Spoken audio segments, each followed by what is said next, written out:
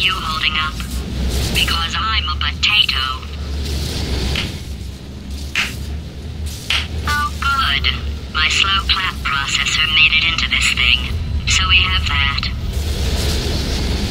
Since it doesn't look like we're going anywhere, well, we are going somewhere, alarmingly fast actually. But since we're not busy other than that, here's a couple of facts.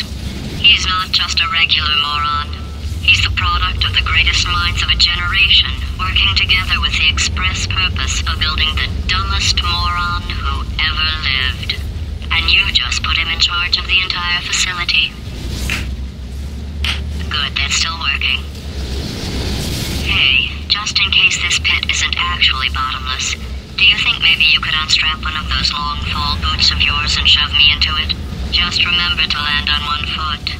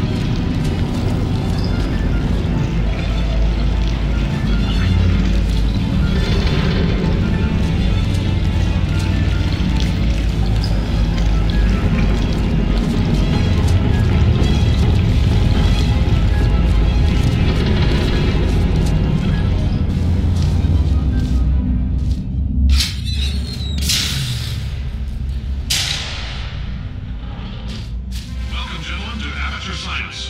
Astronauts, war heroes, Olympians, you're here because we want the best. And you are it. So, who's ready to make some science? I am. Now, you already met one another on the limo ride over, so let me introduce myself. I'm Cave Johnson. I own the place. That eager voice you heard is the lovely Carolyn, my assistant. Rest assured, she has transferred your honorarium to the charitable organization of your choice. Isn't that right, Carolyn? Yes, sir, Mr. Johnson. She's the backbone of this facility. Pretty as a postcard, too. Sorry, fellas. She's married. To science.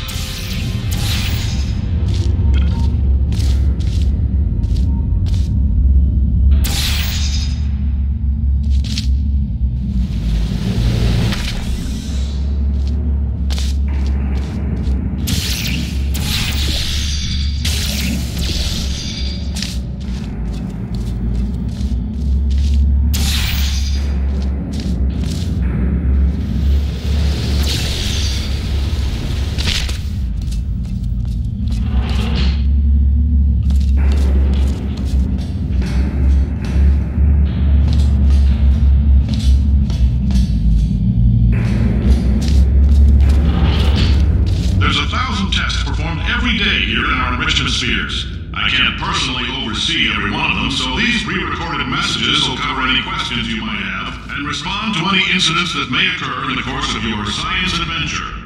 Your test assignment will vary depending on the manner in which you have bent the world to your will. Those of you helping us test the repulsion gel today, just follow the blue line on the floor. Those of you who volunteered to be injected with praying mantis DNA, I've got some good news and some bad news. Bad news is we're postponing those tests indefinitely. Good news is we've got a much better test for you. Fighting an army of mantis men. Pick up a rifle and follow the yellow line. You'll know when the test starts.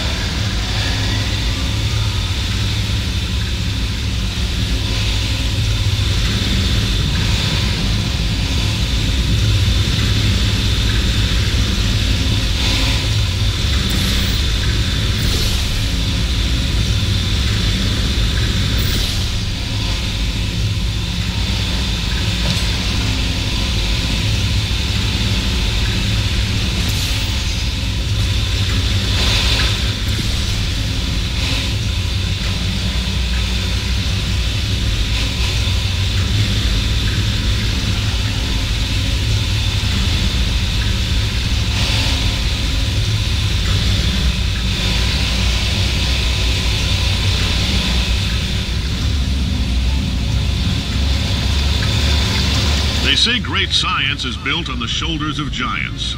Not here. At Aperture, we do all our science from scratch. No hand-holding.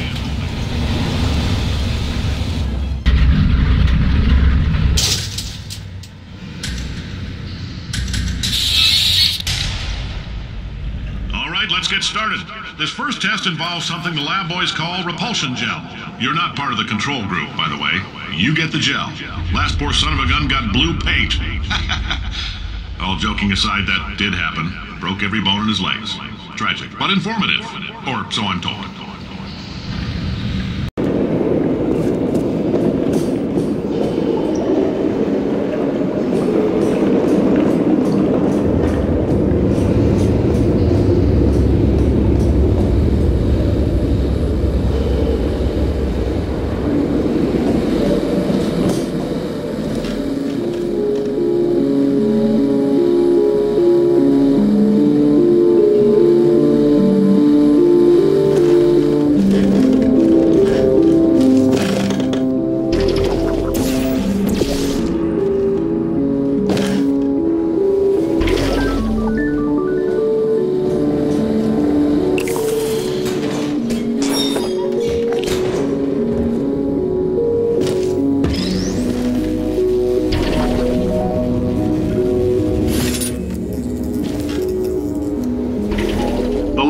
Just informed me that I should not have mentioned the control group. They're telling me I ought to stop making these pre-recorded messages.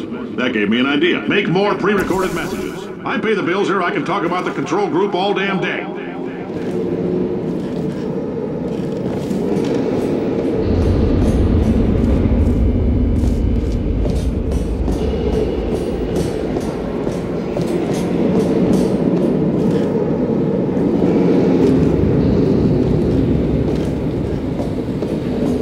For this next test, we put nanoparticles in the gel.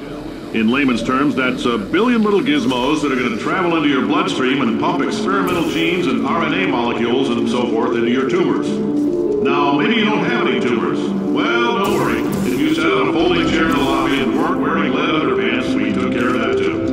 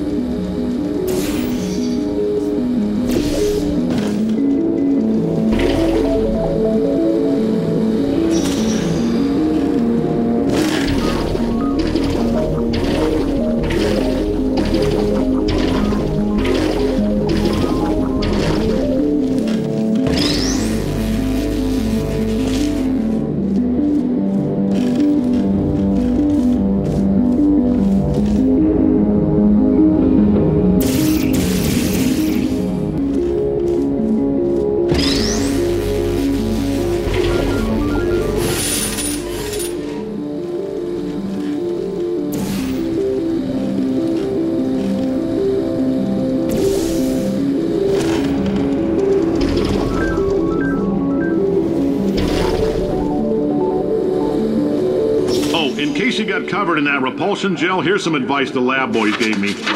Do not get covered in the repulsion gel. We haven't entirely nailed down what element it is yet, but I'll tell you this, it's a lively one, and it does not like the human skeleton.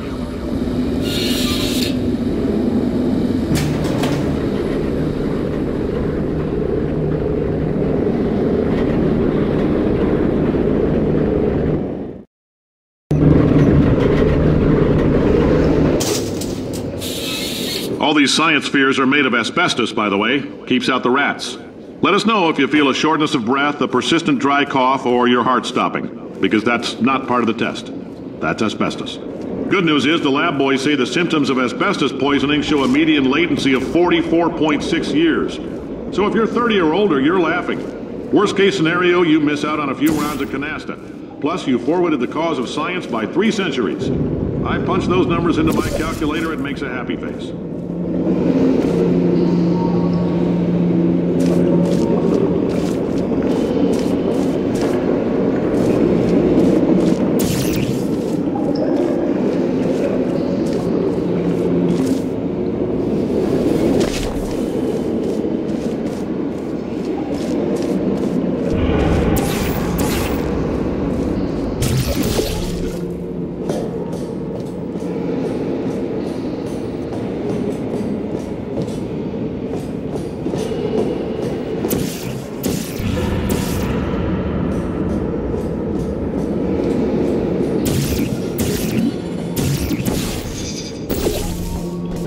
I like your style. You make up your own rules, just like me. Bean counter said I couldn't fire a man just for being in a wheelchair. Did it anyway. Ramps are expensive.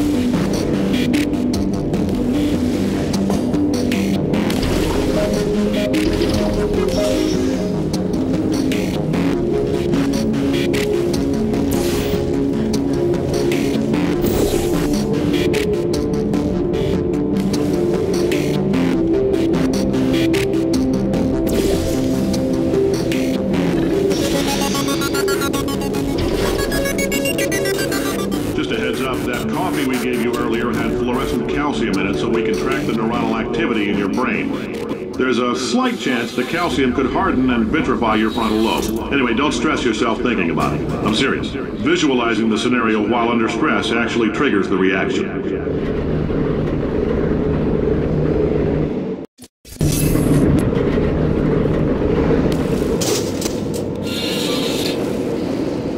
Now, if you're part of Control Group Kepler 7, we implanted a tiny microchip about the size of a postcard into your skull. Most likely you've forgotten it's even there. But if it starts vibrating and beeping during this next test, let us know. Because that means it's about to hit 500 degrees, so we're going to need to go ahead and get that out of you pretty fast.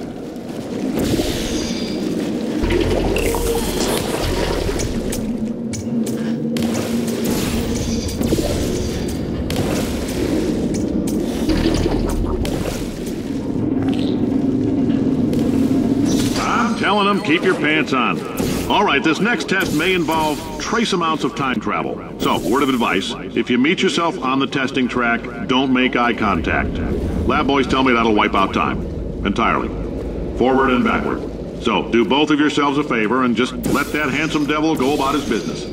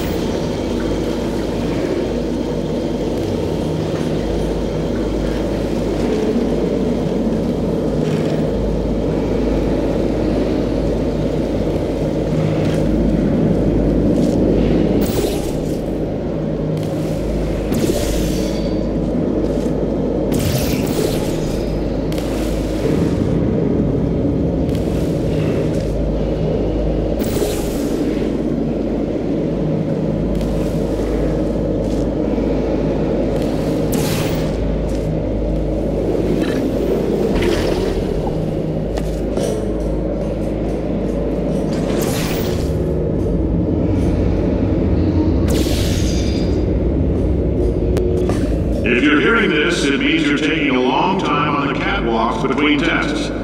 The lab boys say that might be a fear reaction. I'm no psychiatrist, but coming from a bunch of eggheads who wouldn't recognize the thrill of danger if it walked up and snapped their little pink bras, that sounds like projection. They didn't fly into space, storm a beach, or bring back the gold. No, sir, we did. It's you and me against the world, son. I like your grit. Hustle could use some work, though. Now let's solve this thing.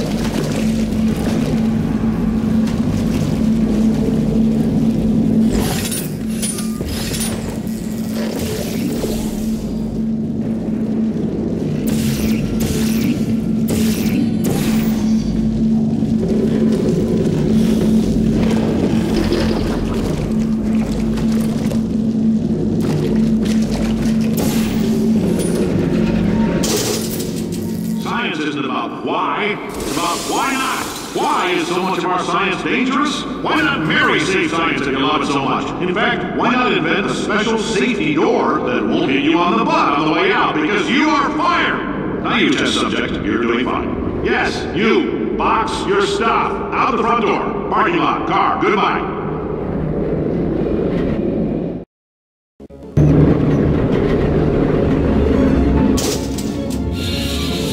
Congratulations! The simple fact that you're standing here listening to me means you've made a glorious contribution to science.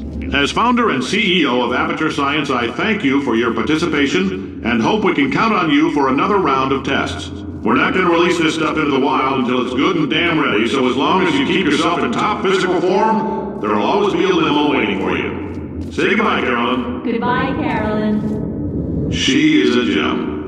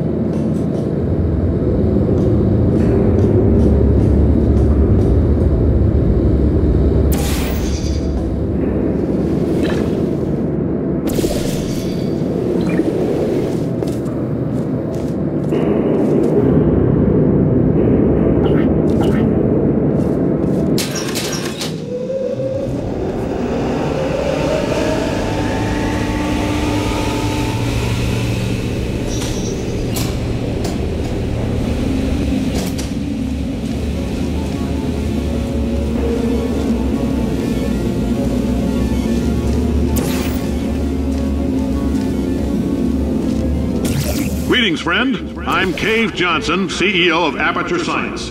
You might know us as a vital participant in the 1968 Senate hearings on missing astronauts. And you've most likely used one of the many products we invented, but that other people have somehow managed to steal from us. Black Mesa can eat my bankrupt... Sir, the testing? Right.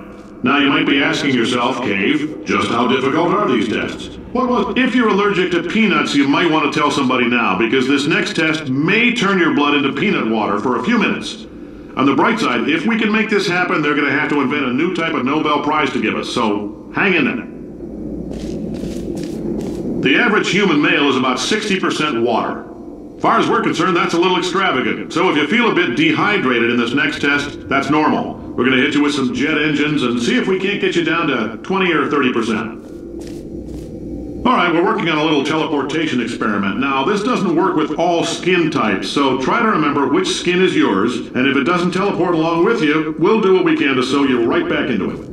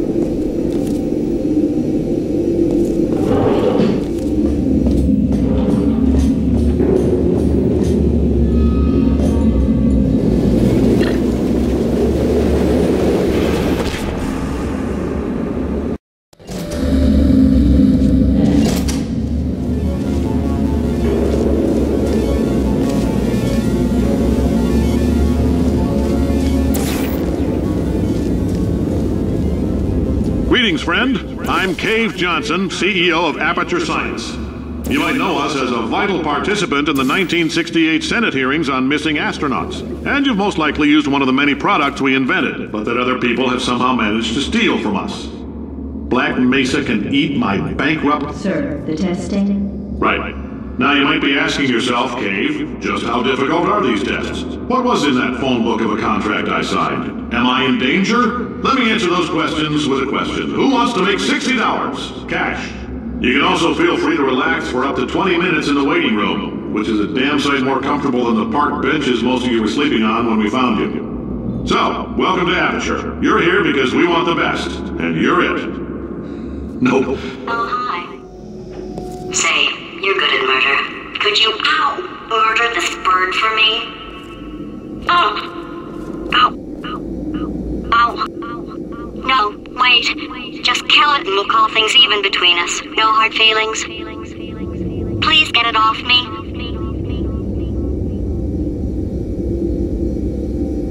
It's eating me. Oh, thanks.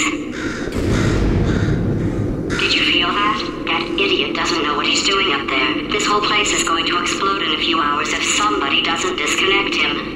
I can't move, and unless you're planning to saw your own head off and wedge it into my old body, you're going to need me to replace him. We're at an impasse. So what do you say? You carry me up to him and put me back into my body, and I stop us from blowing up and let you go. No tricks. This potato only generates 1.1 volts of electricity. I literally do not have the energy to lie to you. Even if I am lying, what do you have to lose? You're going to die either way. Look, I don't like this any more than you do. In fact, I like it less because I'm the one who got partially eaten by a bird. You stabbed me. What is wrong with you? Oh, do you have a multimeter? Never mind. The gun must be part magnesium. It feels like I'm outputting an extra half a volt. Keep an eye on me. I'm going to do some scheming. Here I go. Oh, where are we? How long have I been out? That extra half volt helps, but it isn't going to power miracles. If I think too hard, I'm going to fry this potato before we get a chance to burn up in the atomic fireball that little idiot is going to...